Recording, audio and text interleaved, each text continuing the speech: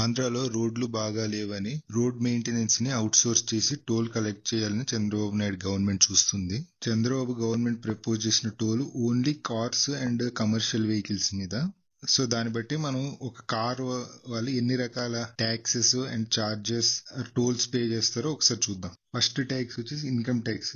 Income tax even though central కి pay చేసినా గానీ సో దాన్ని కూడా ఇన్ఫ్రాస్ట్రక్చర్ డెవలప్మెంట్ కోసమే పే చేస్తారు. Like roads, bridges construction. Next vehicle by చేసినప్పుడు ఎన్ని రకాల చార్జెస్ చూడండి.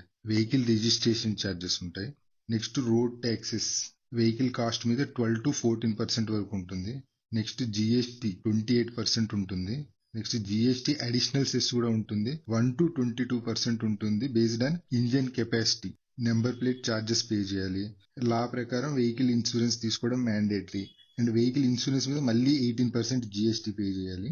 వెహికల్ డ్రైవ్ చేయడానికి మళ్ళీ డ్రైవింగ్ లైసెన్స్ కావాలి. సో డ్రైవింగ్ లైసెన్స్ కి చార్జెస్ పే చేయాలి. వెహికల్ రన్నింగ్ కి ఫ్యూయల్ ఈజ్ మ్యాండేటరీ కదా. ఫ్యూయల్ మీద పెట్రోల్ అండ్ డీజిల్ మీద సెంట్రల్ ఎక్సైజ్ డ్యూటీ ఉంది. స్టేట్ వ్యాట్ ఉంది. మళ్ళీ సెంట్రల్ సెస్సెస్ ఉన్నాయి. తర్వాత ఆంధ్రాలో September 2020లో Jagan government 1 rupee per litre of petrol or diesel మీద road and development cess charge చేస్తుంది. ఇంకా హైవేస్ మీద టోల్ ఆల్రెడీ ఉండనే ఉంది. సో ఆల్రెడీ ఇన్ని రకాల ట్యాక్సెస్ చార్జెస్ తో ట్రావెల్ బర్డెన్ అయింది. ఇంకా న్యూ టోల్స్ వేయడం అనేది ట్రావెల్ కాస్ట్ ని ఇంక్రీజ్ చేస్తుంది. కమర్షియల్ వెహికల్స్ మీద టోల్ అనేది ఫైనల్ కన్స్యూమర్ మీదనే పడుతుంది. కన్స్యూమరే బేర్ చేయాల్సి ఉంటుంది.